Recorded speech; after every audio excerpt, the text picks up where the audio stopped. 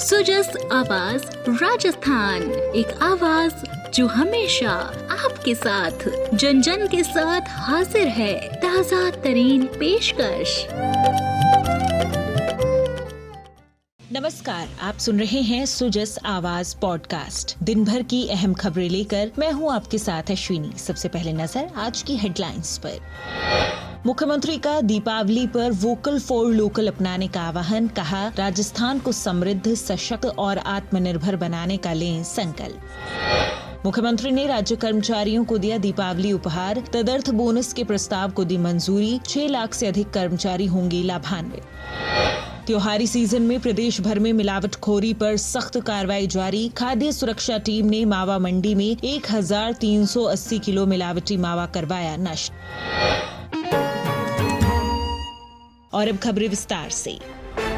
मुख्यमंत्री श्री भजनलाल शर्मा ने दीपावली के अवसर पर जनता से विशेष अपील की है कि वे इस वर्ष वोकल फॉर लोकल का संदेश अपनाएं और स्थानीय उत्पाद खरीदकर राजस्थान की अर्थव्यवस्था को मजबूत बनाने में योगदान दें। मुख्यमंत्री ने कहा कि हम सब मिलकर राजस्थान को समृद्ध, सशक्त और आत्मनिर्भर राज्य बनाने का संकल्प लें। उन्होंने ये भी जोर दिया कि स्थानीय उत्पादों को बढ़ावा देने से न केवल रोजगार के अवसर सृजित होंगे, बल्कि राज्य की आर्थिक सुदृढ़ता भी सुनिश्चित होगी। इस पहल के तहत आमजन को प्रोत्साहित किया जा रहा है कि वे त्योहारी खरीदारी में स्थानीय वस्तुओं और उत्पादों को प्राथमिकता दें, जिससे राजस्थान के छोटे और मध्यम व्यवसायियों को लाभ पहुंचे।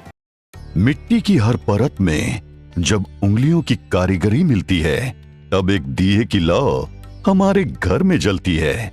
ये दिए सिर्फ हमारे घरों में ही नहीं, बल्कि हजारों कारीगरों के जीवन में भी उजाला फैलाते हैं। इस दीपावली हम देश के यशस्वी प्रधानमंत्री श्री नरेंद्र मोदी जी के मार्गदर्शन में चल रहे वोकल फॉर लोकल अभियान में सहभागिता का संकल्प लें, ताकि हम अपने कारीगरों की दीपावली को और भी रोशन कर सकें। अपने देश की मिट्टी है, मिट्टी से आइटम बन रहा है अपने देश का, तो वही खरीदो। इसके जो आइटम बनते हैं, कुछ भी दीपक है, मटके वगैरह कुछ भी है, कोई आइटम बिकेगा तो हमारा व्यापार बढ़ेगा, हमारी दिवाली भी अच्छी निकलेगी। अपना भारतीय संस्कृति को एकत्रित करने के लिए ये रुचि है, ये क्योंकि ये टेराकोटा का काम अपने लुप्त ना हो। सारा अपने यहाँ पे 500 घर हैं जो दीपक भी बनाते हैं, अपन करवे भी बनाते हैं, गुल्लो भी बनाते हैं, मटके भी बनाते हैं। सरकार भी हमारा साथ दे रही है और मिट्टी के बर्तनों को ज़्यादा से ज़्यादा उपयोग में लेने के लिए बोल रही है। प्रधानमंत्री जी ने ये PM विश्वकर्मा योजना के तहत साग वितरण किए थे, उनके लिए धन्यवाद करता हूँ। दीपावली की यही आशा है ज़्यादा से ज़्यादा बिक्री हो इसकी, हमारे देश में सबसे ज़्यादा मांग हो, देश विदेशों में इसकी ज़्यादा मांग हो। हमारा बहुत किया है इन्होंने, प्रधानमंत्री जी ने, उनको बहुत बहुत धन्यवाद है। ये हमारा कारोबार बढ़ोतरी के लिए किया है। यहाँ से उम्मीद तो अभी तो 2 लाख दीपक तो भेज दिए, अभी 1 लाख की कम उम्मीद है अभी। दीपक में, मटके में और ये चाय को जो गिलास जा रहे हैं, ये बड़ा फायदा दे रहे हैं। भाई बच्चों को खुशी होती है, बच्चे बोलते हैं कपड़े लाओ पापा, हमारे लिए वो लाओ, सब चीज नए नए लाते हैं। हम वो सामान खरीदें जो मेड इन इंडिया हो, जिसमें हमारे देश के नौजवानों की मेहनत लगी हो, हमारे देश के बेटे बेटियों का पसीना हो। हमें हर घर को स्वदेशी का प्रतीक बनाना है, हर दुकान को स्वदेशी से सजाना है। स्वदेशी का महत्व हमारी इस यात्रा का आधार है। स्वदेशी का अर्थ केवल भारतीय उत्पादन को खरीदना ही नहीं, बल्कि उनकी गुणवत्ता को विश्व स्तरीय बनाना है। आज हमारी प्रेरणा है, हमें अपने स्थानीय उत्पादनों को गर्व के साथ अपनाना है।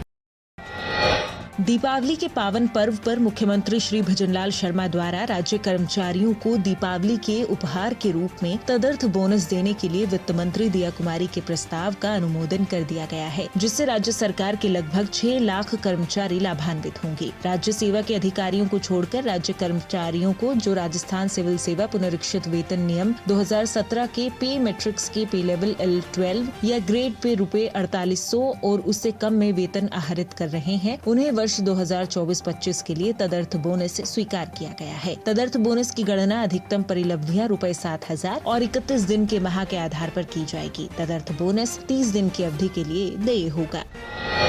सहकारिता राज्य मंत्री स्वतंत्र प्रभार श्री गौतम कुमार दत्त ने सोमवार को जयपुर के भवानी सिंह रोड स्थित नवजीवन सहकारी बाजार में राजस्थान राज्य सहकारी उपभोक्ता संघ कॉन्फेड द्वारा आयोजित किए जा रहे सहकार दीपोत्सव मेला 2025 का गणेश प्रतिमा के समक्ष दीप प्रज्वलन कर विधिवत शुभारंभ किया। ये मेला 19 अक्टूबर तक सुबह 11 बजे से रात 9 बजे तक आयोजित किया जा रहा है, जिसमें आमजन के लिए गुणवत्तापूर्ण ग्रीन पटाखे एवं अन्य त्योहारी सामग्री उचित दरों पर उपलब्ध करवाई गई है। श्री दत्त ने इस अवसर पर कहा कि सहकारिता गुणवत्ता का प्रतीक है। दीपावली के त्योहार पर आमजन को शुद्ध एवं गुणवत्तापूर्ण उत्पाद उचित मूल्य पर उपलब्ध करवाने के लिए प्रतिवर्ष कॉन्फेड द्वारा सहकार दीपोत्सव मेले का आयोजन किया जाता है। उन्होंने कहा कि उत्पादों की गुणवत्ता को लेकर उपभोक्ता संघ की अपनी एक विशेष पहचान है और लोग इस पर भरोसा करते हैं। सहकारिता विभाग सहकार से समृद्धि की दिशा में कार्य करता है और प्रधानमंत्री श्री नरेंद्र मोदी की मंशा के अनुरूप स्थानीय उत्पादों को बढ़ावा देने पर हमारा खास फोकस रहता है। उन्होंने बताया कि मेले में MMTC के चांदी के सिक्के भी उचित मूल्य पर उपभोक्ताओं को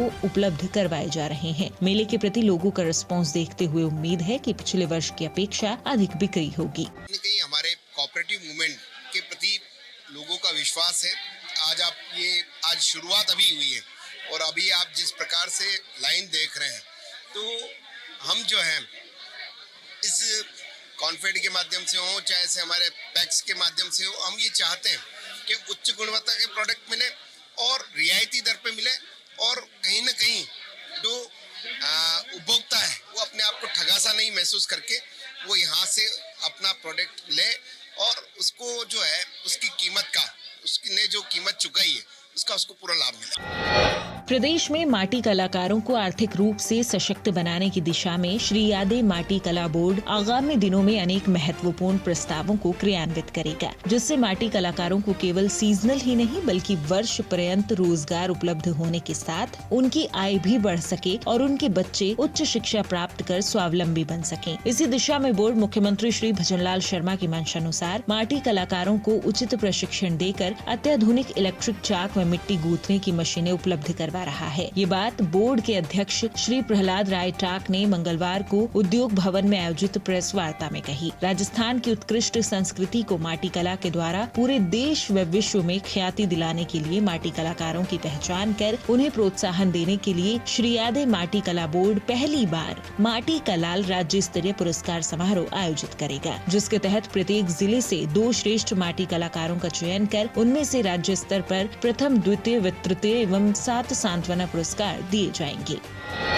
त्योहारी सीजन में मिलावटी मिठाइयों और मावे की बिक्री पर रोक लगाने के उद्देश्य से खाद्य सुरक्षा एवं औषधि नियंत्रण विभाग ने सोमवार को जयपुर में मावा मंडी शास्त्री नगर में बड़ी कार्रवाई की। टीम ने मावा मंडी क्षेत्र में स्थित 1 दर्जन से अधिक प्रतिष्ठानों और गोदामों की गहन जांच की। मौके पर खड़े 2 पिकअप वाहनों और एक महिंद्रा जीप में रखे मावे के नमूनों की जाँच के दौरान 12 व्यापारियों से कुल 13 नमूने एकत्र किए गए। जाँच के दौरान मावे की गुणवत्ता संदिग्ध पाई गयी। प्रारंभिक जाँच में मावा मिलावटी पाए जाने पर टीम ने त्वरित कार्रवाई करते हुए लगभग 1380 किलोग्राम मावा मौके पर ही नष्ट करवाया। इस दौरान खाद्य सुरक्षा अधिकारियों ने विभिन्न दुकानों पर मावे की गुणवत्ता, भंडारण की स्वच्छता, बिक्री बिल, लेबलिंग और अन्य मानकों की जांच की। विभाग ने स्पष्ट किया कि त्योहारी अवसरों पर मिलावट के किसी भी प्रयास को बख्शा नहीं जाएगा। सभी जिलों में इसी प्रकार की अचानक जांच कार्रवाइयां और निगरानियां निरंतर जारी रहेंगी।